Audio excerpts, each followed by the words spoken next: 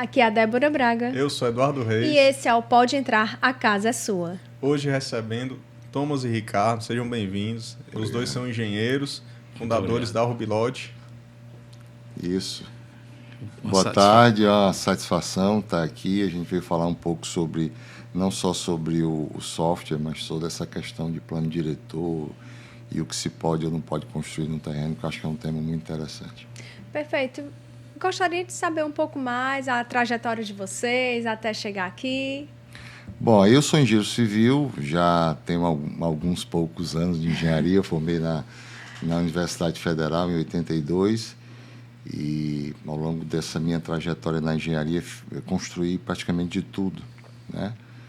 E ultimamente, nos últimos 6, 7 anos, tenho me dedicado a empreendimentos de loteamento, né, urbanísticos. E tivemos essa ideia, o Thomas, de lançar esse software, porque a gente sentiu a dor das pessoas com a indefinição do que pode ou não pode ser construído em determinados terrenos. Perfeito. Primeiro, é uma honra estar aqui com vocês, muito feliz por estar aqui. E eu também sou engenheiro, desde muito tempo já também. A gente já tem um caminho longo. Fui estagiário do Ricardo, só para vocês terem ideia.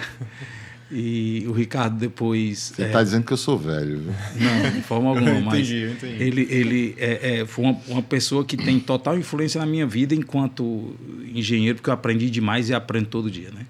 E quando a gente teve essa ideia, porque com ele e trabalhando junto com ele, eu também construí de tudo, porque a gente construía um prédio aqui em Fortaleza residencial, um comercial, construímos N fábricas, construímos loteamentos, deixamos de nos falar assim por ocorrências mesmo da vida por 25 anos.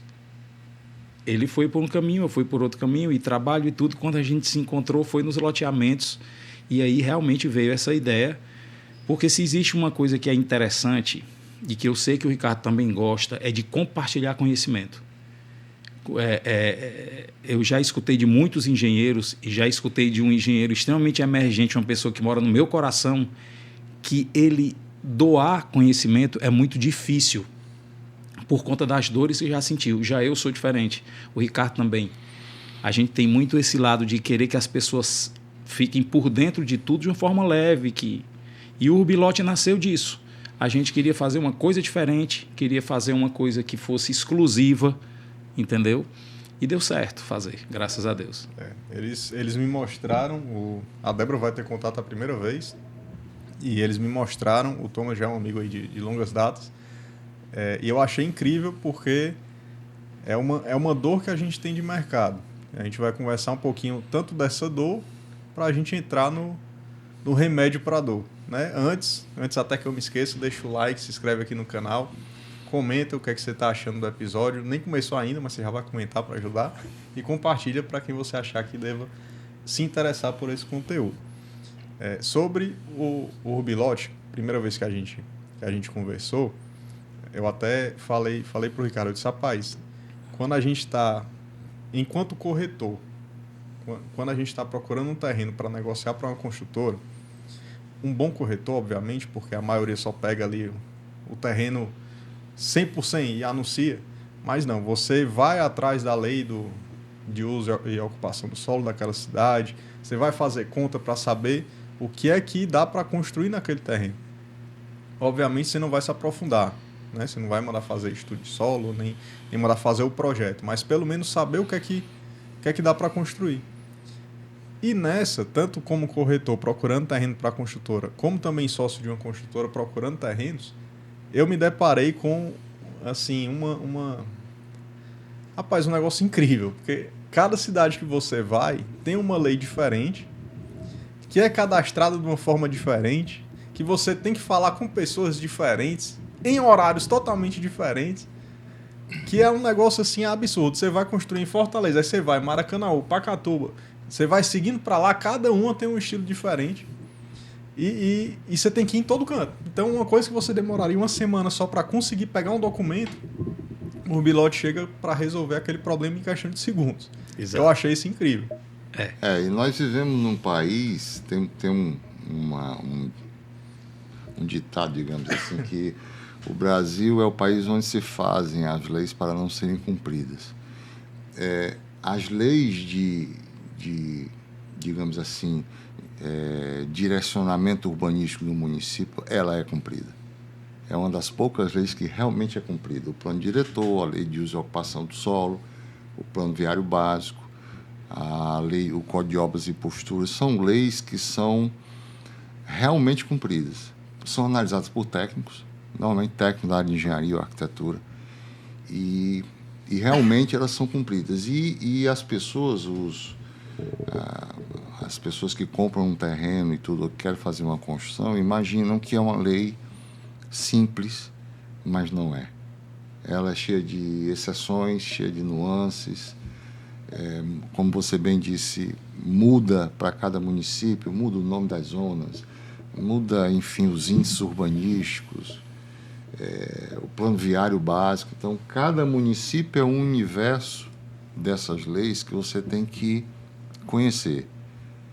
E isso é o que dá muito trabalho para quem trabalha no ramo, porque você é um corretor, você pode receber, de repente, uma demanda para um lote em Aquiraz e no mesmo dia receber uma para Maracanaú, e tu tem que ir nos 2 municípios e tu tem que encontrar a pessoa certa que vai te ajudar nisso. Depois tu tem que pegar a lei. Essas leis de municípios médios são leis que têm aí 70, 80 páginas. Tu tem que ler tudo, tu tem que ver todas as tabelas, tu tem que mergulhar a fundo, né? Decifrar o zoneamento. O zoneamento, eu acho que a 6766, que é a lei federal que ordena isso tudo, deveria ordenar no sentido de que houvesse uma certa padronização de zoneamento, de nome de vias nos municípios, que isso facilitaria demais, né? Então, as zonas têm nomes completamente diferentes de um município para o outro. Eusébio tem um nome, Aquiraz, que é coladinho, tem outro completamente diferente, querendo dizer a mesma coisa, inclusive. Uma zona que você quer adensar, que você quer ocupar, numa chama área de ocupação consolidada, outra zona de utilização prioritária, quando o objetivo é o mesmo. Então, isso dificulta realmente, mas é uma lei que... São leis que são realmente cumpridas, né? São poucas nesse país, mas essas leis urbanísticas são realmente cumpridas. Eu fui numa cidade que estava assim... Primeiro era várias páginas, né? Não lembro qual era o nome do zoneamento lá, mas estava lá discriminado o zoneamento. Aí, por exemplo, zona 1, entre as ruas tais, ruas tais, ruas tais, ruas tais. Só que as ruas mudaram de nome.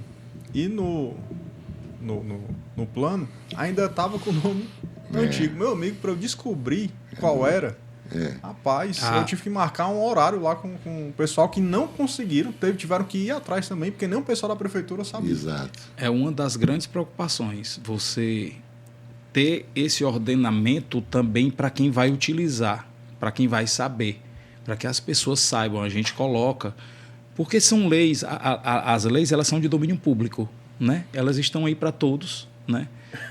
Que precisam delas para que, nesse caso, como nós estamos conversando aqui, construam suas casas, comprem seus terrenos, negociem, façam o que bem entendem dentro do que elas preconizam lá. Mas a gente tem essa preocupação de colocar o mapa, de observar as ruas, de ver em quais zonas aquele terreno está inserido. Isso é muito importante para o sucesso do programa. Isso é muito importante para o sucesso do entendimento das pessoas. Porque senão você fica só com uma coisa estanque e isso não vai adiantar, entendeu? E quer queira, quer não queira, você quebra alguns paradigmas. Você falou uma coisa muito interessante, Eduardo, no começo. O bom corretor, aquele corretor que se preocupa, eu sempre dou um exemplo de 1992. Um colega meu de Escola Técnica Federal do Ceará, na época, Jean, o nome dele, pode ser que ele até assista a gente, seja corretor e tudo. Hoje em dia continue como corretor. E eu disse, você está terminando edificações aqui na Escola Técnica, como é que você vai atuar? Ele disse assim, você é corretor de imóveis. Aí eu disse, mas Jean, por que edificações assim para eu ser bom? Eu tenho que ser bom. Eu não posso ser igual a todo mundo. Eu já quero sair daqui sabendo, ou seja, o mínimo, ou até aquilo que o curso de técnica em edificações te mostra, mas para ele era suficiente, eu concordo com ele, entendeu? E aí você imagina, isso vai ser um rompimento, vai ser uma barreira que a gente vai romper, porque muitas vezes as pessoas podem até dizer, puxa, será que isso vai servir para mim? Mas será que a pessoa está realmente entendendo que ela vai ter conhecimento na prática, ali na palma da mão dela? E ela vai começar a entender melhor, vai atender melhor, vai, né? É por isso. Tem muito corretor que não sabe a diferença de uma viga para uma coluna. Você não precisa ser engenheiro, mas você tem que ter o conhecimento básico, né? do que são os componentes que tem ali. E principalmente corretores que trabalham com terrenos, sejam lotes para construir as casas ou sejam áreas para construir loteamentos. Me tira aqui uma dúvida. Em todas as cidades existe essa diferença do zoneamento. Certo. O que é interessante do corretor que não conhece nada, tem interesse em começar a negociar terreno? O que seria interessante dele observar? Características de terreno, uma localização, mais distância de área verde, mais próximo. O que seria interessante de observar no terreno? Inicialmente, o mais importante, Eduardo, é que ele tenha conhecimento do que é a lei, do que a lei regulamenta, do que são os índices urbanísticos. Os índices urbanísticos básicos, eles são iguais, inclusive até em nomenclatura em todos os municípios. Nós estamos falando de recurso, obviamente, nós estamos falando de taxa de ocupação, índice de aproveitamento, frente, fundos e lateral de lote, gabarito, número de pavimentos. Então, esses índices eles são universais e são usados em todos os municípios. Então, o mais importante para o corretor é ele saber o que significa cada uma dessas coisas.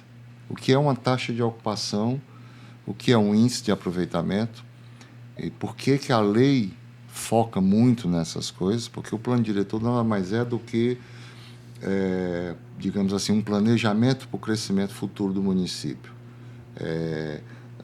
Normalmente ele é feito de forma participativa, que às vezes chamam de plano diretor participativo em vários municípios, e envolve a sociedade civil, envolve engenheiros, arquitetos, uma equipe que coordena isso, gente da própria prefeitura, para, com a lei, determinar os rumos de crescimento do município.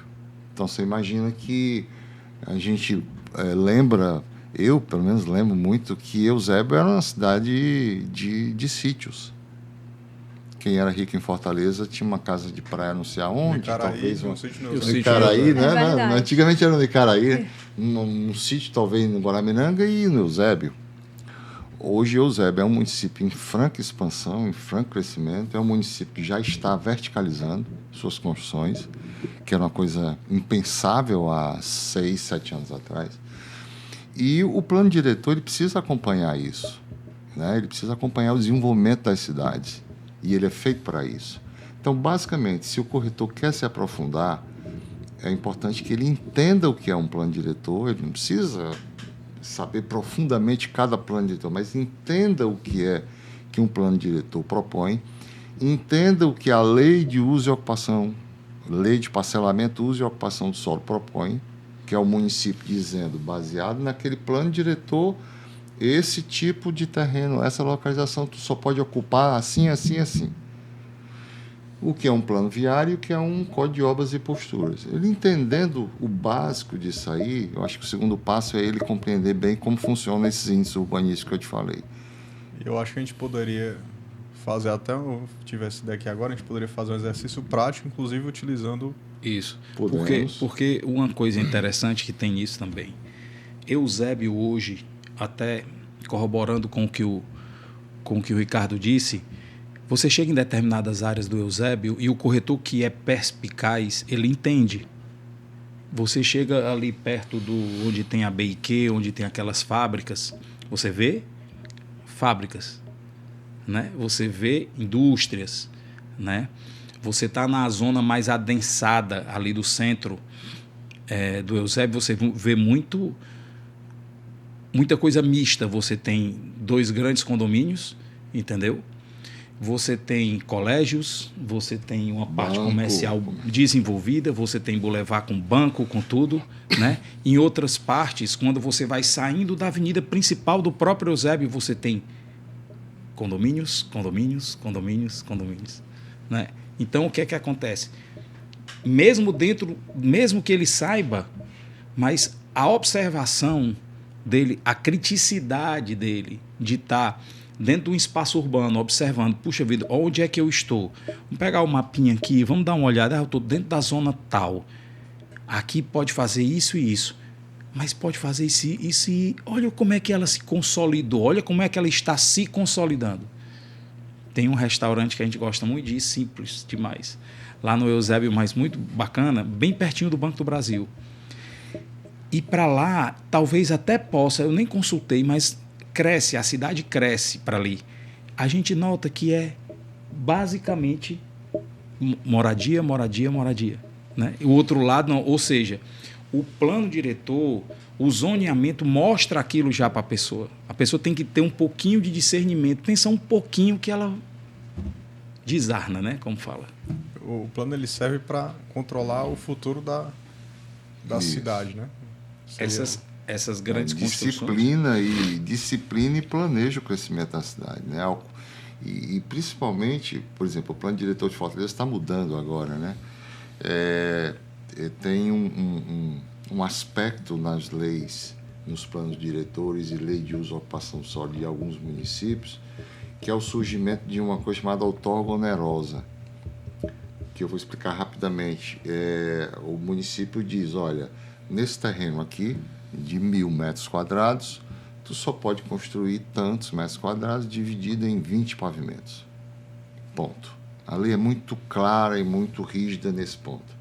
Mas, se você quiser construir mais, a prefeitura, excepcionalmente, permite, desde que você pague para construir, ao invés de 20, 22, 25, 30 pavimentos. Você encarece a construção, mas como o adensamento é muito grande, os terrenos ficam muito caros, vale a pena você aumentar o gabarito da construção mesmo pagando. Então, esse Instituto da Outorga Onerosa, ele é muito novo em alguns municípios, está sendo até discutido agora em Fortaleza, porque está mudando o plano diretor de Fortaleza, mas é uma coisa que foi pensada para flexibilizar uma lei que, como eu disse, é muito rígida. Tá? É uma das poucas leis nesse país que é cumprida. Olha, eu acho que foi uma maneira bem discreta de conseguir dinheiro. Porque, também, né? Porque, assim, excepcionalmente, se você pagar, então, se pagando pode, é porque já pode. Porque consegue. Não. Mas não vamos entrar em polêmica. Não vou entrar em polêmica. Depois a gente entra em polêmica, ela fica mandando cortar. Não vou entrar em polêmica, Mas é uma coisa interessante, sabe por quê, Débora? Pelo seguinte... nos cursos de pós-graduação, quando você está junto dos professores e dos grandes mestres que difundem essas ideias, que difundem os grandes softwares que utilizam hoje em dia, o professor da Universidade Federal, com quem eu já tive contato e tudo, existem softwares e estudos que formatam isso de uma forma muito rápida, entendeu? Então, é uma tendência, eu entendi perfeito o que você quis dizer e eu não acho polêmico, certo? Eu acho assim extremamente real pelo fato de você ver que já tem muito uso disso, certo? E o uso ele não se restringe só a deixar a pessoa simplesmente construir, não. Existe um background, né? Existe tudo uma coisa por trás disso. Existe conhecimento de alunos, existe aplicação de software, existe professor se especializando, certo? Então, existe muito mais do que isso, simplesmente do que você chegar na ponta, posso construir mais, conseguir. Né? Mas e a viabilidade disso? Tornar isso viável? Né? Aí, tudo isso requer um estudo, então tem muita gente por trás. Por isso que eu acho que eu concordo com você. É porque ela já estava querendo ir para um lado mais polêmico. Mas o que eu penso é o seguinte, em relação a isso. Eu acredito que esse pagamento ele se dá justamente por causa da infraestrutura. Isso, como um todo. Pronto. Porque quando tiver uma coisa, são 40 apartamentos dando descarga. Outra coisa são 80 apartamentos dando descarga no mesmo lugar. Dando descarga, ele podia usar usando banheiro, não, usando chuveiro, usando a pia, não, é dando É porque geralmente Não, quando mas eu uso esse descarga. exemplo, eu falo até outra coisa. Mas né? tudo- dando mas- descarga. Eu já amenizei. Mas não é água servida do mesmo jeito, né? É, eu água já servida do mesmo amenizei, jeito. já amenizei. Fique feliz que eu já amenizei. Imagina, esse povo todo dando descarga. Tem que sair. Não tem, por algum canto. Então tem que ser feito, tem que ser feito obras para normalmente ajustar até isso. As redes de esgoto, elas são projetadas prevendo um determinado crescimento. Mas o impacto não é só isso. O impacto é se tu tem um determinado prédio, tu vai construir 20 pavimentos, 4 por pavimento, são 80 apartamentos, e aquilo passa para 25, ela passa para 100 apartamentos, nós estamos falando de 20 apartamentos com 2 carros a mais. São 80 carros a mais circulando naquela rua, influindo naquele pavimento, complicando aquele trânsito. Então tem todo o plano diretor e pensa nisso tudo.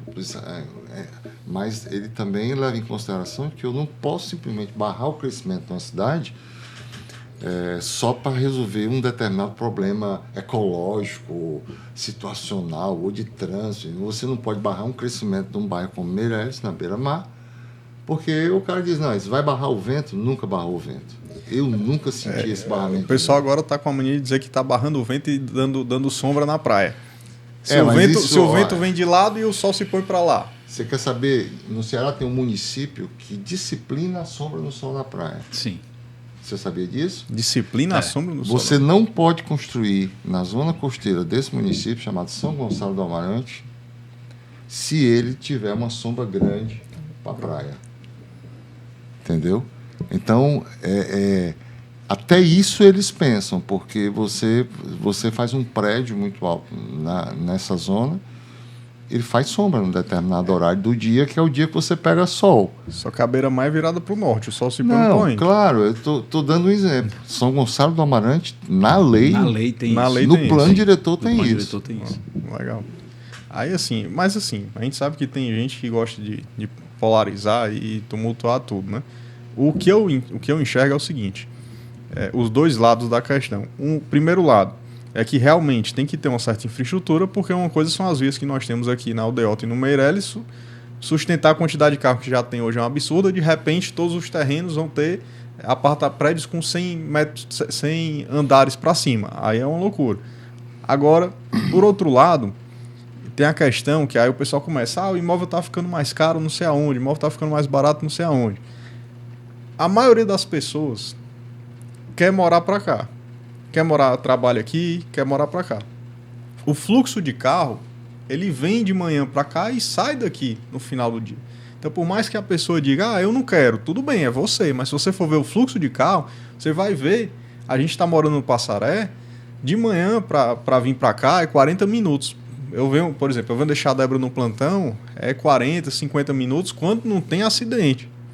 Para voltar, é menos de 20 minutos. No mesmo período, eu venho, deixo ela e volto. Então, as pessoas querem vir morar para cá. E tem que ter lugar para morar. Aí o pessoal diz, era bom se tivesse mais condomínios de casa. Seria maravilhoso. Eu adoraria. Agora, imagina quanto custaria uma casa num condomínio. Não é? Deixa eu dizer uma coisa interessante. Eu vou te dar 2 exemplos de como deve ser um plano diretor. Um plano diretor nada mais é do que uma lei futurista. Né? Ela está pensando não agora no município ou na cidade, não agora, mas daqui a 30, 40 anos. Você deve conhecer um bairro chamado Cidade 2000 e Conjunto Zé Walter. Muito bem. Você já entrou na Cidade 2000, você viu a largura das ruas, não tem calçada, no Zé Walter é a mesma coisa. Na época o plano diretor permitia isso. Então ele não era futurista o suficiente para imaginar que a região do Papicu, o Cocó, ali onde está a Cidade 2000, ia crescer o que cresceu. Então esse é o esforço, esse é o exercício que as pessoas que trabalham no plano diretor fazem para tentar prever para que lado vai crescer a cidade, como vai crescer a cidade e tentar ordenar isso para que o crescimento seja o mais regular possível. É um exemplo que eu acho... É um exemplo típico, né? Você vai na Cidade 2000, mal passa um carro. Não, além de ser apertada e a olha calçada, o o nome, pessoal... Cidade 2000, porque 2000, ano 2000, Era uma coisa do futuro. Aquilo é de 1970, eu nem me lembro. Acho que sim.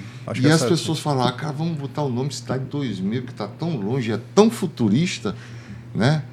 E nós já estamos em 2025 e aquilo está ultrapassado. E né? a importância do plano diretor, desse pensamento futurista que o Ricardo diz, se consolida no Brasil com essa obra megalomaníaca, assim, esse negócio enorme que tem lá em Santa Catarina, que é o Sena Tower, né? O Sena Tower é... Estava hoje, inclusive, a gente está querendo ir lá, dar uma olhadinha. vendo o projeto dele. Vale a pena. Vamos lá, 10 anos... 10 anos de construção, salvo engano. O dia que me foi apresentar, 10 anos de construção. 10 anos de construção. É chão. Tu vai renovar 5 vezes o teu alvará, porque hoje em dia geralmente é de 24 meses. Só aí é um detalhe. Eu estou falando só do alvará. Não, eu acho que já deve ter sido pensado muda até isso. Em 10 anos tem plano diretor que muda totalmente. Muda totalmente, entendeu? Como é que vai estar lá em cima, ou como é que vai ficar aqui embaixo quando tu tiver no 10 anos? Porque tu vai estar lá em cima, né? É aquela história, você constrói de baixo para cima, não é? E, por então exemplo, você não... vai que nesses 10 anos o plano diretor muda, essa é uma curiosidade, tá, gente? E não permite mais a construção de um prédio dessa altura. Mas ele já foi aprovado. Aí não tem, já os foi... empreendimentos aprovados, eles são aprovados baseados na lei atual e mesmo que a lei mude, Entendi. isso é um direito adquirido. Né? Ah, certo. Aí O que pode acontecer, inclusive, é se a lei mudar para favorecer o empreendedor. Você pode construir 30 pavimentos, a lei muda para 40, você pode pleitear e ir para os 40. Mas se a lei restringe de 30 para 20, ele não pode dizer... Entendi. A lei não pode prejudicar. Não, ela não pode. Já aprovou o projeto, né? Agora, existem municípios que aprovam o projeto, eles te dão um prazo para você construir e você renova isso. Obviamente, se você não executa o prédio no prazo que foi definido, aí pode ser que a lei diga, olha, já que você não fez, vamos refazer a sua análise para você se adequar à nova lei. Mas, normalmente, estando aprovado em construção, não tem como voltar atrás. 110 andares, né? Coisa assim, né? 110, 120, sei lá. Era Eu não lembro. Dá quase meio quilômetro de altura. Não, eu estava olhando, vou pegar aqui só para confirmar, mas eu a estava olhando maquete hoje. tem 15 metros. Sena negócio Tower, absurdo. andares, quantidade de andares. Maquete de 15 metros é mais alto que muito prédio aqui em Fortaleza. Né? Quantidade. Você imaginar 3 metros de pé 15 direito é um metros. prédio de 5 andares. É um negócio Gente, louco. 157 andares. olha aí. Errei. É a escala, tá? A maquete tem 157 andares, 550 metros de altura. aí, 550 metros. de altura. É mais de meio quilômetro. É uma coisa de... Pois é, aí a escala dá numa maquete de 15 metros. Se você for colocar, é isso mesmo. É isso mesmo. Mas voltando aqui ao tema do software, essa coisa dos índices urbanísticos, elas são tabu para muita gente. Não só para corretor, mas para muito engenheiro e arquiteto. Tá? Eu sou engenheiro, eu digo isso com muita tranquilidade, porque a universidade não lhe dá todo o conhecimento disponível, né? Ela lhe dá o conhecimento básico. Mas essa dor que a gente percebeu, Eduardo, do corretor em informar para o cliente o que ele pode fazer naquele terreno que ele está comprando, ela é uma dor dos profissionais que trabalham com projeto também, como engenheiros e arquitetos, entendeu? Então, a gente pensa... Foi uma dor que nós passamos no início da nossa carreira. Hoje não mais, porque a gente já tem uma certa experiência, mas você acaba de sair da universidade, um arquiteto ou um engenheiro acaba de sair da universidade, e você é contratado para fazer uma consulta. Eu lhe oferto um terreno e digo, olha, eu tenho um terreno de 10 por 25 em Maracanaú, bem aqui na rua tal, o que é que eu posso construir? Estou pensando em fazer uma serralheria embaixo e kitnet em cima. Eu posso? Esse tema de índice urbanístico para essas pessoas é um tabu também. Não é fácil, não. Você precisa de um certo tempo de imersão para você entender. Porque são índices... Eu vou te dar um exemplo aqui rápido. A taxa de ocupação diz o quanto você pode ocupar do terreno. Mas não é simplesmente o quanto você pode ocupar, é o quanto você pode ocupar da projeção da construção. A gente vai fazer um que é exercício diferente prático. da área do térreo. Porque se tu tiver um térreo com 100 metros quadrados e em cima 120 metros quadrados com parte em balanço, essa tua projeção é 120 metros. E a taxa de ocupação vai ser em função disso. Isso é uma coisa que demora você a perceber, entendeu? Então, essa dor a gente não sentiu só nos corretores, não, cara. Foi também em profissionais de engenharia e de arquitetura. Eu imagino, um arquiteto recebe 5 clientes, um cliente quer construir no Alphaville, no Eusébio, o outro quer construir no Garrote, na Calcaia, o outro quer construir lá no Maracanã, o outro quer construir em Aquiraz, o outro quer construir aqui em Fortaleza, ele vai ter que visitar. São 5 leis de uso e ocupação de solo diferentes. Porque, inclusive, os loteamentos, é bom falar que tanto o loteamento aberto não, porque ele segue prioritariamente o que determina o município. Mas os loteamentos de acesso controlado e os condomínios de lote, normalmente eles têm as suas regulamentações próprias de uso e ocupação do solo, que são mais exigentes do que as do município. Então, se o município diz num determinado zona que tu tem que recuar 3 metros de frente, quando o cara faz um loteamento de acesso controlado, ele no mínimo tem que deixar 3. Ele pode dizer, tu tem que recuar 4, ele é mais exigente. Mas ele nunca vai dizer que tu pode recuar 2, porque ele está indo contra a lei municipal. Ele pode aumentar. Ele pode ser mais exigente do que a lei. Mas nunca e mais menos exigente do que a lei, né? E, obviamente, quando ele faz essa exigência, ele está exigindo pensando na benfeitoria daquilo que ele está vendendo. Ele está agregando valor na cabeça dele e quer que as pessoas entendam isso também. Porque cria-se um projeto que futuramente, quando as casas estiverem construídas, vai ficar bonito e harmônico, né? E harmônico, vai ficar exato. aquela coisa essa, digamos assim, nos loteamentos de acesso controlado e nos condomínios de lote, isso é basicamente uma lei interna deles. É uma espécie de lei de uso e ocupação do solo para aquele empreendimento. Então, quando ele faz essa lei, da mesma forma que no município, ele está pensando no futuro. Esse bairro não é para hoje, esse bairro é para ficar 100, 120 anos. Ele daqui a 100 anos ele vai ser um bairro moderno, bem ocupado, e que não vai permitir que você cole casas e não tenha recuo de frente, que aquilo vira uma favela, enfim, né? Então, é basicamente uma mini lei de uso e ocupação do solo e plano diretor para um empreendimento específico. Bora fazer um exercício Vamos. prático aqui. Matheus, tu bota aí, por favor. Matheus, Quer um binóculo? Eu não tô enxergando nem a seta do mouse. Não tá nem aqui a seta do mouse. Poxa, Por isso que Por você não está eu enxergando. já ia dizer. tá errado o negócio. Olha, aqui, Tá aí, cara. Vocês parecem que estão igual a mim também. Agora apareceu, mas não tá. perto, hein? Olha. Bom, essa é a tela principal do software. Obviamente, quando você entra na internet, vai e procura o nosso software, ele tem a área do cliente. Quando você clica na área do cliente, ele vai abrir uma tela para você fazer o login. Depois que você faz o login, basicamente aparece isso aí. O software é muito simples, a ideia é que ele seja simples e menos carregado possível, porque nós queremos que isso seja usado no ponto de venda. Você está num loteamento, você está de frente para o lote com o cliente, você pega o seu celular e usa. Então, ele não pode ser muito complicado, ele não pode ser muito difícil de você mexer, porque senão você não tem a resposta imediata, que é o que a gente quer. já dando spoiler aqui, a gente já, obviamente, que tudo tem que melhorar, tudo tem que crescer. Depois de amanhã nós temos já uma reunião que é para deixar ele cada vez melhor, entendeu? Por conta já de uma série de coisas que a gente já pensa em deixar para diminuir ainda mais o que é muito pouco de informação que se coloca. Então, a gente já quer deixar a coisa mais interativa ainda para poder ficar mais fácil ainda, entendeu? Então, vamos lá. Você tem basicamente os dados obrigatórios e os dados opcionais. O que são isso? Os obrigatórios são os dados que você precisa colocar no programa para que ele rode e calcule o que você quer. Ou seja, para que ele diga todas as informações que você está querendo saber sobre a construção que você pode fazer no terreno. E os dados opcionais, como o próprio nome diz, são opcionais, vão aparecer na simulação, na folha de simulação, da mesma forma que foi escrito.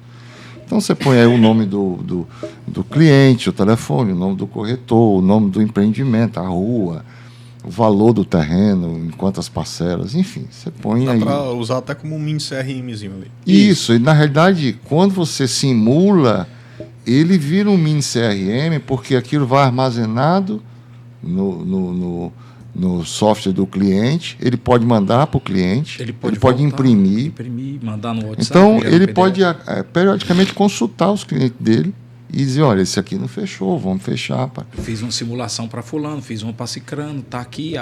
Eu informei isso para ele, porque às vezes o cara tá com a tabelinha dele aqui, ou então tá com a planilha do Excel dele aqui, ele informa uma coisa, vai que ele mudou um dado, ele te dá uma segurança. Ah, não, mandei. Ah, depois eu mandei a proposta, eu mudei a proposta para esse mesmo cliente. Eu tinha uma simulação 50, na simulação 51 que eu fiz, eu mudei alguma coisa na proposta, mas está documentado, está lá salvo para ele, entendeu? Então a gente teve essa preocupação, por isso que esses dados opcionais existem. Então vamos lá, em dados obrigatórios, obviamente você vai selecionar o estado, clica Nós aí. vamos fazer o seguinte, Tá. Gran Park, vai lá. Tu quer que eu simule Gran Park? Tem que ter a medida de... A medida de frente do terreno aí. Eu não tenho agora, amor. Tá tudo no Master Plan. Tem... São Deixa eu 400 pegar e- aqui, deixa eu pegar Você essa sabe o tabela. zoneado, Pega aí. você sabe que Não, zona está o pega Gran aí. Park? Vamos colocar. Primeiro, qual é o município do Gran Park? Tá, Eusébio. Eusébio. É na CE 010. Vamos ver aqui. Ah, o Gran Park é ali onde o O Gran Park é o da 010, da pô, Bespar. do lado lá da da Bespar, do lado do Montenegro, né? Isso. Certo. Vou dizer, ali vai virar uma coisa assim, Pois daqui é, a ficou alguns pronto anos, agora. de altíssimo padrão. A região. É. Lá, Eu lá, achei, meu amigo. A região. na época que estava Tô pegando aqui a tabela. na supressão, não do Gran Park, certo? Do Botânico, né? Botânico. Eu estive lá com uma pessoa, com um amigo, com uma pessoa maravilhosa lá do Eusébio, que estava fazendo serviço lá, gente finíssima. E eu estive no Botânico. E ele pegou e disse assim, tá vendo essa faixa de árvores aqui? Isso não vai sair. É. Quando foi esse final de semana agora, eu dando uma olhada nos projetos, vi. E vai ficar muito legal aquilo ali, né, moço? ficar lindo. Nossa É. Senhora, E já dá aquilo para ali acessar lá. aquele vai ficar chique, hein? E tem uma Tava de coisa. plantão lá semana Agora deixa eu passada. fazer um pouquinho de propaganda aqui também. Peraí, porque eu vendo. Eu sou especialista em BSPA. Não, mas assim, o Gran Park, que já está entregue, inclusive construções acontecendo, você consegue já ter uma ideia do que vai ser o Botânico, né? E o Botânico, ele vai ser mais natureza ainda. Então, ter um parque do cocó dentro do seu condomínio. Lá passa um riacho, a gente vai abastecer, né? Porque durante a obra seca um pouco, mas vai ser tudo abastecido. Vai ficar, olha... Vai Oh, ficar- meu Deus, é um Vai espetáculo. ficar muito bacana ali. Eu vendo com gosto. Deixa eu só fazer uma observação. Quando você entra no caso o Gran Park, que é um loteamento de acesso controlado, lembre-se que nós vamos colocar o que manda o município. Sim. Sim, Tá? sim. Imagine que ele é aberto, tá? Porque- Lá tem as regras específicas. Porque quando você faz para um loteamento, é um produto específico que nós temos Nós que chamar temos um on produto demand, específico para ele. que a gente faz pra loteamento especificamente de acesso como controlado. empreendimento. Mamãe, então não adianta, porque o Gran Park ele já tem a regra bem... Eu bem acho que ele queria clara. fazer uma comparação. Vamos escolher um terreno qualquer aqui. melhor. Como é Bota teu no nome? Eusébio, Matheus. Matheus. Matheus, já que você está com o mouse aí, vamos nos ajude. A gente vai apontando com o dedo onde é que tá o mouse aqui. Clica aí em Ceará, né? Obviamente o estado do Ceará, que é o nosso primeiro estado de atuação. Deixa eu ver primeiro Tá aqui, ó. localizar cadê a seta, né? Opa. Aqui, né? Isso. E não Não. vai ter corte, não. Vai todo mundo ver. Clique isso no aqui. Ceará, Esse- clica aí, Sem isso. corte. Aí cidade varia, escolha Aquiraz, vai, que é a primeira. Vai ficar mais fácil. Vá na zona. Bota essa AOC 1. AOC quer dizer Área de Ocupação Consolidada 1. Aqui, né? É a primeira. Tipo de via, escolha Bilocal. local, a última última. lá. Muito bem. Tipo de construção, clica aí. Dá um pause. Dá um panorama geral aí no tipo de construção que é interessante. O que é que nós colocamos até agora? Nós colocamos o estado, obviamente, Ceará, a cidade de Aquiraz. A zona já é um dos dados que, se o corretor ou quem está vendendo ou o usuário não tiver conhecimento de que zona o terreno faz parte, aqui, sobre o aplicativo, daqui a pouco a gente vai clicar, tem os mapas das zonas, né, de cada município que está sendo atendido. Você abre o mapa, localiza o seu terreno e vê em que zona ele está. Tem um glossário de termos, entendeu? E tudo tem toda uma biblioteca de informações aí sobre o aplicativo. Então, você já descobriu que, ou não sabia e viu aí, ou já sabia que é na área de ocupação consolidada 1, viu que também tem um mapa da via, que a via é uma via do tipo local, e ele se depara com isso. E o cara, eu sempre dou esse exemplo, acho que já ouviu dando esse exemplo. Imagina um cara que quer construir uma lojinha de capinha e acessório para celular embaixo e uma casa para ele em cima e talvez uma casa para a filha que vai casar em cima na casa dele. Né? Um térreo mais 2 pavimentos.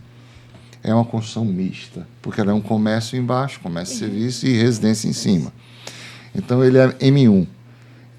Aqui, em Aquiraz, M1 é exatamente misto do tipo 1. Ele determina o que é isso. Quando você vai lá no glossário, você vê, olha, M1, a área do comércio não pode exceder a 150 metros quadrados. Então, como você sabe o que você pretende construir, você encontra facilmente o código dele. Pode dizer, Débora. É isso que eu ia perguntar. Como que o corretor, por exemplo, vai identificar quais são esses códigos correspondentes a que tipo de construção? Vamos fazer o seguinte, aqui sobre o aplicativo, clica aqui, por favor. Vamos do zero, literalmente. Lá no sobre o aplicativo, Débora, a gente ele escolhe tem um terreno. É exatamente isso que a gente estava... Sobre o aplicativo. Aqui.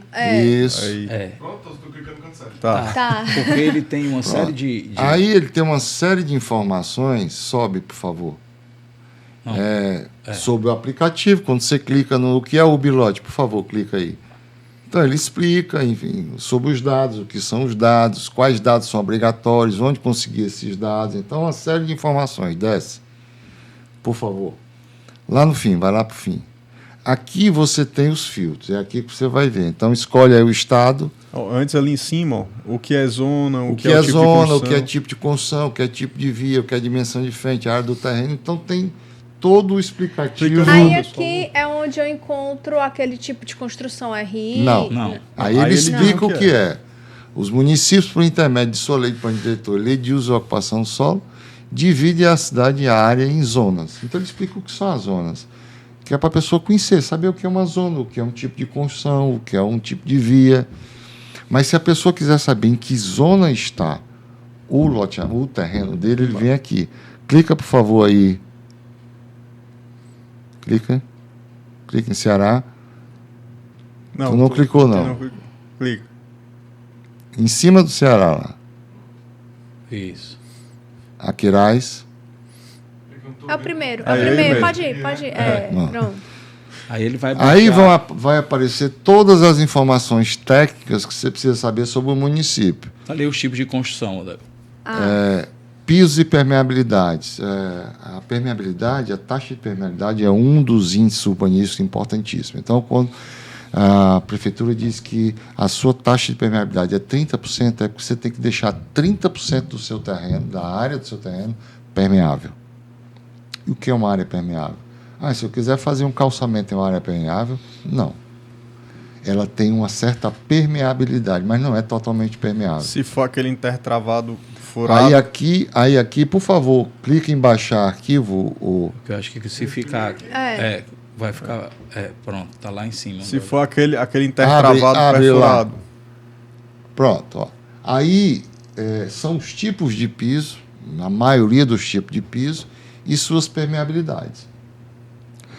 Um piso asfáltico betuminoso, um piso industrial, ladrilho cerâmico, pedra caliça são impermeáveis. Até isso tem aí. Até isso tem aí.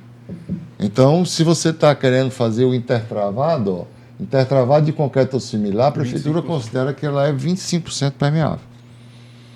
Tá? Então, por favor, volta lá. Isso. Tá, então ele tem todas as informações técnicas. Vai aqui em zoneamento, por favor, baixar arquivo. É porque para baixar o arquivo de zoneamento vai ficar ruim, porque ele ainda está compactado. Será que não é melhor mostrar os tipos de construção lá para a Débora? Então vamos lá. Vamos lá. Tipo de É construção. só para facilitar ali. Só para facilitar para o nosso amigo Matheus ali. Porque senão vai ter que descompactar. Vai ter que não descompactar e vai ficar pior para ele, entendeu? Então, vamos abrir aqui. Pronto. Aí, R1 são as edificações projetadas para a habitação de uma única família. Isso aqui já é de Aquiraz. De Aquiraz. Quando botar lá Eusébio, Fortaleza, vai aparecer Muda outro arquivo totalmente. mostrando Inclusive, porque- muda a nomenclatura. Muda a Ele não nomenclatura. chama... O Eusébio, ele classifica as edificações de acordo com um negócio chamado taxa de incômodo, nível de incômodo. Sabe? É uma coisa muito estranha, mas... Então, você pode ter uma residência unifamiliar que tem nível de incômodo 0, mas a multifamiliar com 2 famílias, ela tem nível de incômodo 1 e 2. Sabe? Se Assim, você tem lá descrevendo o que são os níveis de incômodo, mas é uma coisa muito subjetiva. Se você coloca aquilo que a gente começou no começo, se você coloca uma informação como essa, você está difundindo conhecimento, entendeu? Né? Então, por exemplo, você anexa isso a um glossário para que as pessoas fiquem observando, fiquem vendo. Você está vendo, ó, M1, que foi o que a gente escolheu, é o uso M1 no mesmo é um misto, lote ó. de uma edificação classificada como residencial 1, com uma edificação destinada a comércio ou serviço com área de até 150 metros É a quadrados. minha lojinha. Minha lojinha, eu já disse que ela tem 90 metros quadrados, que é a loja ideal para mim, então ela classifica dentro disso aí. Volta lá, por favor, No Matheus. software, No primeiro. a primeira aba. Pronto. Sobe lá. Sobe. Clique Volta. em voltar. Isso. Tá? Então o tipo de construção é o M1. Clica aí, por favor, aqui. Embaixo. Não, lá embaixo. Embaixo. Aí- Opa, esquerda um pouquinho. Aí. Aí. M1 é o quinto. Não, você botou R1. Mais um. Isso.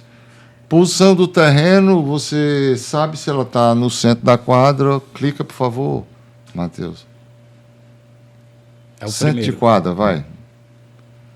E aí você diz que o seu terreno tem 5 metros. Clica ali em Insira e escreve 5, por favor.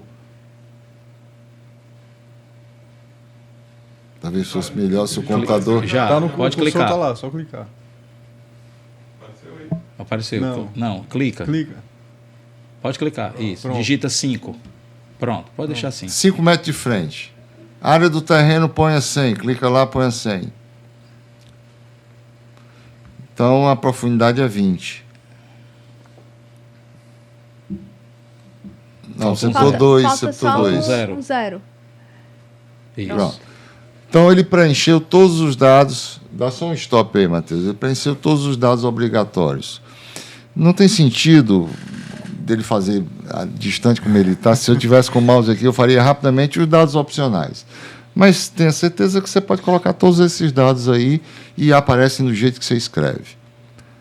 Então, feito isso, desce, Matheus. Aí existe Só um instante. uma área mínima. Aí são as Aí agora, criticidades, assim, né? o programa, ele detecta todos os impeditivos, quer sejam de frente, de fundo, de área e de localização. Porque, por exemplo, a OC 1, que é a área de ocupação consolidada do tipo 1, pode ser que ela não permita fazer uma construção do tipo misto. Uma loja embaixo e uma casa em cima. Então, o programa barra. Só, cara, esse tipo de construção não pode fazer. Mas eu já sei que pode fazer, tá? Clique em prosseguir lá, por favor. No azulzinho lá. Pronto. Então, eu já coloquei os dados, o programa barrou. Ou seja, a área do lote, que é 100 metros, é inferior à área mínima de 150 metros para aquela zona no município de Eusébio. Então você Tu vende tem na duas certeza. opções. Ou tu compra um Você outro projeta terreno, na certeza. Você faz na tora. ou então tu não pode fazer nessa zona, tem que ser em outra zona. Mas se o terreno tá lá, eu vou comprar. Ele só é 100 metros. Aí eu não posso construir nada nele, só para tentar entender. Não. Esse tipo de construção, não. Ah, entendi. Aí eu posso outro tipo de Aí você construção. vai ter... Há construções em que a área... Desculpa, Tom, Não, estou pode só falar. Não, interrompendo. não, Há que isso, construções em que a área do terreno exigida é menor do que outros. Então, por exemplo, às vezes um residencial unifamiliar do tipo popular, ele permite excepcionalmente que você faça num lote de até 80 metros quadrados. Mas um empreendimento, uma construção misto, como está aí, naquela zona, não permite. Permite o mínimo. Aí ele tem duas opções: ou ele constrói outra coisa, ou ele compra outro terreno, ou ele compra o terreno do vizinho. Mas não adianta, porque tem que ser muito sincero, cara, principalmente o corretor, dizer, olha, cara, você quer fazer isso aí, perfeito, é para isso que você quer comprar, mas infelizmente não pode. Ou até mesmo um projetista, um arquiteto. O cara, não, eu tenho o terreno. Aí o cara vai analisar isso, você não pode. Mas não pode. Aí você não pode. Não, mas eu quero. Coisa. Mas eu comprei por isso, eu quero. Não, mas você infelizmente não pode. Você pode, a gente pode fazer um projeto para você de uma outra coisa, mas isso que você quer não pode. Porque tá assinando o nomezinho dele lá, né? Então, ele barra. Clica, por favor, em fechar aí, Matheus. Tem 10 minutos só. Tá? Então ele faz todo esse filtro. Vamos ajeitar, por favor, ali, onde tem medida de frente do terreno, põe a 10 aqui, ó. Medida de frente do terreno. Aí você apaga o que tem aí, coloca 10, pode clicar aí.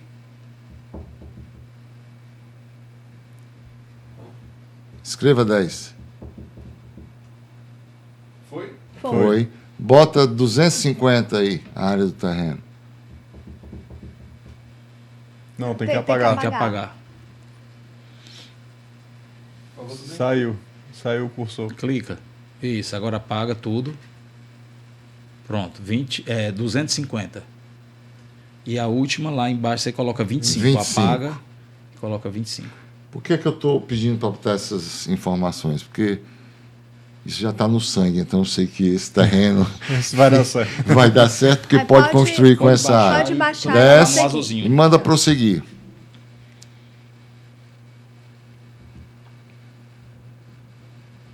Pronto, ele já deu o resultado, tá?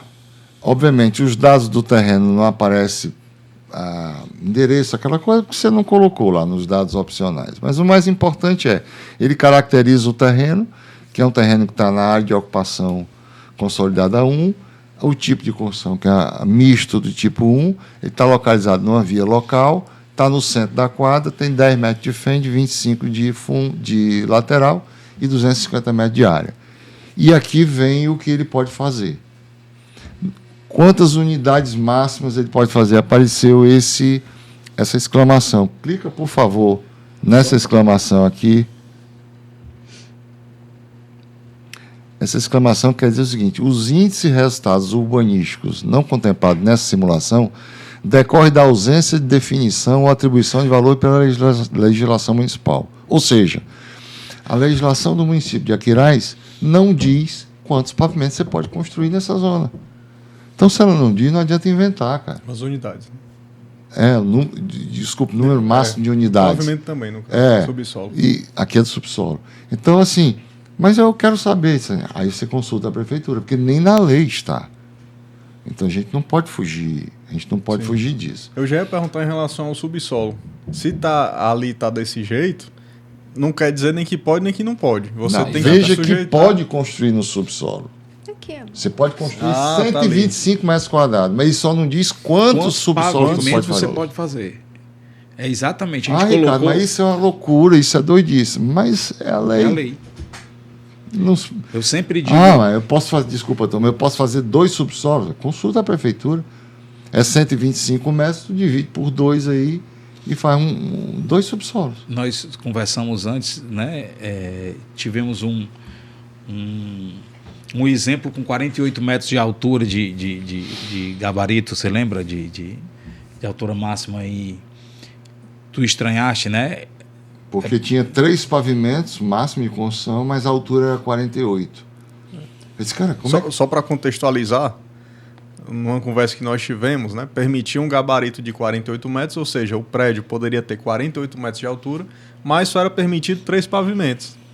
Então era basicamente construir um prédio com 3 pavimentos com um pé direito de 16 metros. 16 metros. Ninguém vai fazer isso. Ninguém vai fazer isso. Mas a gente não cabe a nós dois e ao programa criticar ou interferir na lei. Nós somos executores da lei, porque no frigir dos ovos é isso que vai valer na hora que você for construir.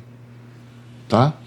Se você pode construir 48 metros de altura, mas só pode 3 pavimentos, você não vai fazer com 48 metros de altura, cara. Você vai usar 4 metros, 3 metros e meio. Vai fazer uma construção com 12 metros de altura. Mas por que tem 48, Ricardo? Porque a lei permite. Então, a lei... dizem muitos que a lei diz o que é permitido ou, às vezes, diz o que não é permitido. Você tem que seguir, acabou. Então, é 48 metros? Tu vai fazer 48 metros? Não. Mas se tu quiser, tu faz. Tem um príncipe na Índia que fez um prédio absurdamente grande, não é? Imagina 3 pavimentos, cada um com 18 metros de pé direito, né? Então, o número de massa de unidades não está definido na lei. Mas o número de pavimentos está. 2 pavimentos superiores. Então, nessa zona, para esse tipo de construção, para esse tamanho de terreno, você pode fazer um térreo mais 2 pavimentos superiores, com altura máxima de 12 metros. Então, botou o quê? 4 metros em cada um. A área permeável que você tem que deixar mínima é 75 metros quadrados. Deixa eu tirar uma dúvida. Essa altura máxima da construção, onde é o máximo? Não conta a caixa d'água. Eu já ia perguntar isso. Não. Se pega caixa d'água, assim. Não. Esses detalhes de seção, elas estão muito no Código de Obras e Postura, que é uma coisa bem longa e muito detalhista, da largura de corredor, área de iluminação, tamanho de janela para ventilação, enfim. E outra porção pergunta, de coisas. Pode dizer. Que até em off a gente estava conversando em relação ao terreno que é declinado. O terreno que é declinado, esses 12 metros, ele é a partir de onde? É a partir da medida da calçada e levando-se em consideração a fachada frontal da sua edificação. Então, no caso, se ele tem um declive aqui, a partir daqui da entrada aqui da via, né, ele sobe 12 metros. Isso. Aí, no caso, se o terreno aqui fosse um declive, nesse aqui, não, para baixo seria considerado área de subsolo? Não, ele é 12 metros a partir do nível da calçada. Mas e para baixo? Ele é considerado subsolo? Tudo que é... Normalmente é o seguinte, o subsolo ele é considerado a partir do semi-enterrado. Você não precisa ter um subsolo totalmente enterrado. Se você tem até 1 metro para cima e o resto para baixo é considerado subsolo. Tá? Então você pode fazer um subsolo que seja, digamos assim, semi-enterrado. Ele tem 3 metros de pé direito, ele é 2 enterrado e 2 para cima, e a sua laje de térreo começa a 1 metro do terreno. Porque esse 1 metro aqui ele já faz parte do subsolo. Mas lembre-se que o gabarito e a altura máxima é medida da altura da calçada. Se tu tem um terreno inclinado para dentro do terreno, subindo, o teu térreo já vai estar a uma determinada altura da calçada e com isso ele já vai comer uma parte da altura disponível que tu tem. Ok? Como a gente trabalha com a lei do jeito que está apresentado aqui, essa outra dor fica da arte, né, dos nossos amigos arquitetos aí que tão bem projetam, mas é como o Ricardo está dizendo, cartesianamente, né, e de forma assim muito de aplicação da lei é assim. E aí os dados. Então vamos só continuando. Você tem que deixar uma área permeável mínima de 75 metros quadrados, ou seja, 75 metros quadrados do teu terreno que tem 250, tem que ter grama ou brita. Ou pode ter aqueles pavimentos, mas levando em conta a permeabilidade. Você pode construir 150 metros no máximo no térreo. Pode construir mais 150 no primeiro pavimento e 150 no segundo pavimento. Aí entra outra questão, né? O terreno tem... o terreno tem... Perdão, a gente mudou a área do terreno, de fato. Ele ficou com 250 metros. Porque senão ele não ia passar se a gente botasse ele pequeno. Pois é. E a área máxima do terceiro ao último não se aplica porque só é térreo mais 2. Subsolo a gente falou. Subsolo pode fazer 125 metros quadrados, mas a prefeitura não diz, tu pode fazer 1, 2 ou 3 subsolos. Tu tem que ter recuo mínimo de frente de 3, de fundo de 3 e lateral de 1,5. Então, tu identificou o teu, digamos assim, a imagem da tua construção dentro do terreno. Tá? Desce aí, por favor. Por favor, Matheus. Aqui aparecem observações que são exceções, e como são exceções à regra, elas não podem estar dentro do software que calcula o que é a regra. Então, aqui como uma exceção, é permitido encostar uma das divisas laterais no pavimento térreo e até 40% da profundidade do lote no pavimento superior. Ora, você viu que o recuo lateral mínimo é 1,5 m, né? Aqui, tá? Mas a prefeitura permite que num dos lados tu possa encostar no térreo, ele todinho no terreno. Tu vai encostar? Não, isso é uma opção sua. Eu tenho que dar no programa a regra. A exceção é uma opção sua. Por exemplo, eu não posso dizer no município que tu pode construir 250 metros e eu dizer que pode construir 300 porque tem a outorga onerosa. A outorga onerosa é uma exceção. O cliente paga ou não. Eu tenho que seguir a lei. Cara, tu pode construir 250. Mas, tem uma observação aí, tu pode construir até 300 se tu pagar. Então, ele dá todas as informações e dá as exceções, né, que são observações no final você para pode, cada zona. Eu acho que lá em cima, né, Ricardo, exportar.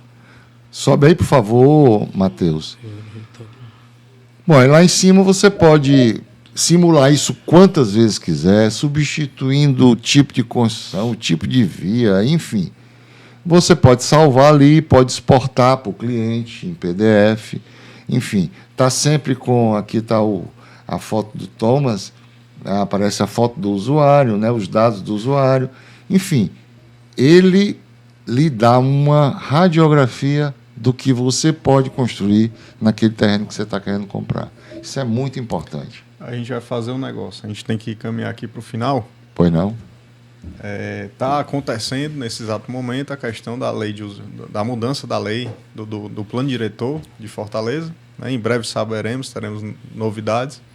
Aí eu tive uma ideia aqui da gente, quando acontecer, for consolidado essas mudanças, a gente convidar um arquiteto e a gente entrar mais em detalhes técnicos desse assunto como um todo. Porque aqui o programa ele dá a solução para tudo que a gente precisa. Vixe. Esse é o Matheus avisando que já acabou o tempo, ó. Ele botou até um alarme, viu? Isso aí, ó. Ele botou eu até dei um pausa até para eu cortar. Eu acho que não vou nem cortar, não. Eu acho que pelo toque, eu acho que é o meu. E eu botei no silencioso, não sei porque que ele resolveu tocar. Matheus vai casar sábado. Se levantou correndo meio nervoso ali. Mas assim, para quem tem o mínimo de conhecimento, o aplicativo garante o restante que não conhece. Isso, exatamente. Para quem não tem conhecimento nenhum, ali tem todas as informações. Isso. E para quem tem muito conhecimento, que conseguiria fazer de olho fechado, não vai precisar ir atrás de estudar nada, é só simplesmente colocar. E nem de ir no município, né? Para pegar. Imagina que a gente vai ter município no sul do estado. Então, como é que você vai fazer para tirar uma dúvida lá em Juazeiro? Bilote sustentável. O Bilote veio para resolver essa dúvida. Resolvendo a emissão de gases, entendeu? Tudo isso diminui com o Bilote. Não precisa ir até lá. Não precisa ir até lá, não precisa pegar ônibus, não precisa pegar carro, andar de carro. E você viu, Eduardo e Débora, que ele é muito simples. Sim. São pouquíssimas informações obrigatórias que você tem que colocar. Então, ele é muito acessível para corretor, para engenheiro, ou seja, a pessoa não precisa ter conhecimento. E a gente já está numa fase de evolução desse o Bilote 1.0, já vai para o 1.1, que vai ser mais interativo, ou seja, Você não vai precisar nem abrir o mapa da zona onde está seu terreno. Você vai clicar lá, vai aparecer um mapa e você vai botar o mouse em cima do terreno, ele vai botar a zona, tudo. Quando é que vem essa atualização? A gente tem uma reunião amanhã com o desenvolvedor. Ainda é para agora, né? Não, ainda esse ano. A ainda esse ano. Combina quando lançar, né? Acredito que para dezembro ou para janeiro a gente marca um episódio para vir trazendo um arquiteto. A evolução, e já com a evolução do Hub Lodge. A gente faz uma aula prática desse ecossistema mesmo. Sim. De se juntar, a gente acha um terreno e monta um esboço de um projeto usando o programa aqui. O que vocês acham? Perfeito, eu acho ótimo. Eu vou arranjar um terreno até que esteja à venda para fazer isso. Estou à disposição. Aí é bacana. Aí, a gente junta todo mundo e ainda ganha dinheiro. Meus amigos, obrigado. A gente tem que caminhar aqui para o final. A ferramenta, quando vocês me ligaram para apresentar, como eu disse, eu achei sensacional. É uma ferramenta que realmente vem para ajudar, vem para agregar. Eu falo pelo mercado imobiliário, por ser corretor, mas eu acredito que não só a parte da corretagem, mas ao mercado como um todo. Né? Vou usar o Hub Lodge, depois vou dar o meu testemunho. E você já tem a licença, né? Já tenho a licença e nós vamos fazer esse privilegiado, viu, Débora? Já tenho a licença. Não é não? Obrigado por terem vindo. O prazer foi nosso. Eu agradeço a você, Eduardo, Débora. Esse espaço para a gente divulgar esse software, ele é fruto de um trabalho de mais de um ano e um mês. Não é fácil, porque as informações que a gente usa no programa, elas estão com o poder público, e o poder público não tem essa informação de forma digital. Então deu muito trabalho a gente formatar o banco de dados, de tal forma que a formatação funcionasse para qualquer município.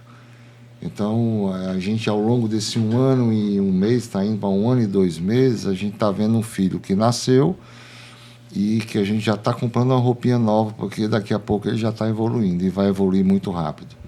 Mas está à disposição aí para todos os profissionais que trabalham com urbanismo, e eu acho que é uma ferramenta importantíssima. Com certeza. Valeu, gente. Muito obrigado aí pelo espaço. Muito feliz de novo de estar aqui com vocês, a gente bater esse papo. É muito enriquecedor sempre e é muito bom difundir informação, como eu venho falando desde o começo. E o Hub Lodge está aí para isso, a gente vai melhorar ainda mais. Ele é bem exclusivo, não existe no nosso mercado nacional nada que esteja fazendo isso, e eu tenho muito orgulho da gente estar difundindo aqui em primeira mão, inclusive, né, para que a gente cresça e cresça junto. Valeu. Perfeito. Gente, foi muito bom ter vocês aqui. É sempre muito bom levar conteúdo novo e atualizações para o mercado imobiliário, né? Esse é o nosso principal objetivo. Voltem sempre. Obrigado. E já fica o convite para quando a gente fazer uma aula prática. A gente fazer uma aula prática. Só marcar. Perfeito. Show de bola. Gente, esse foi mais um Pode Entrar e, como sempre, volte que a casa é sua.